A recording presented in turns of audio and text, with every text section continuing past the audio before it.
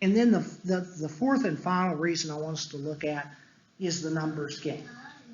Now, having talked about insider focus and evangelistic efforts, I don't want us to misunderstand, and I don't want us to think that it's all about the numbers. See, there were churches in Revelations that thought it was all about the numbers, and they failed to grow spiritually. We can get caught up with the idea that we need to get people in. I think sometimes we fall into this trap with our gospel meetings. We want to get a good crowd in for the gospel meeting. The singing will be better. It'll be so encouraging to have the pews full. That's great. It's what gospel meetings are for. But because we want to play the number game in our minds, what do? And guilty as charged, right here. Guilty as charged. What do? I send out invitations to every Christian I know. I send invitations to different churches that I know support us. I send out invitations to those folks, and they come, and it's great. But we cannot do that and feel good about it without also looking for those who need to hear. The other thing is, we can't get so caught up with the numbers game that we fail to teach those who need taught within the church as well. I know that sounds almost contradictory to the last point. But we have a tendency to say, oh yes, they've accepted Jesus, they've been baptized, they're saved, and then it's hands off. We've got to remember to nurture people who come to us. We've got to teach the hard topics or people will never grow. Some people will reject the hard topics. I know that. But there are things that have to be taught or we'll never grow.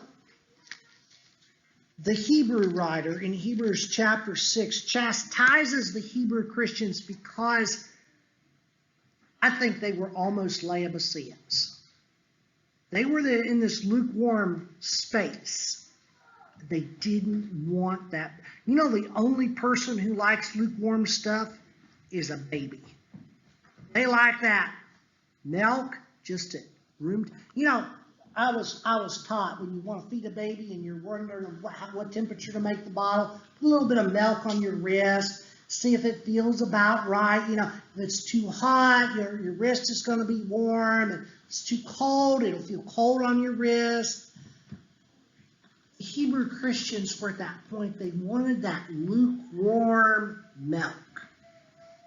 Hebrews chapter 6 and verse 1, Paul says, I think it was Paul, but the Hebrew writer says, therefore, let us leave the elementary doctrine of Christ and go on to maturity, not laying, again, the foundations of repentance from dead works. You see, a lot of times we get into this thing. We want to preach salvation.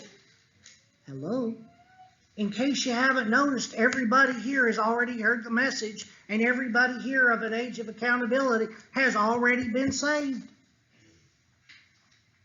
Paul says, or the Hebrew writer says, he goes, leave the elementary doctrines of Christ and go on to maturity, not laying again the foundation of repentance from dead works and of faith toward God.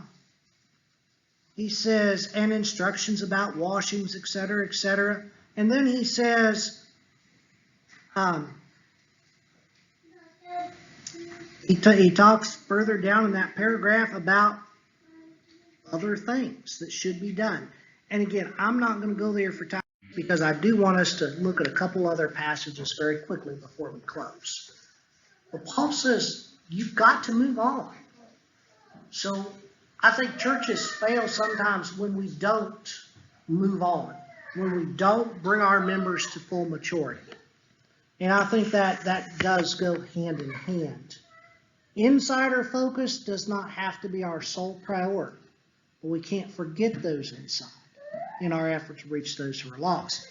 So there's a balance there.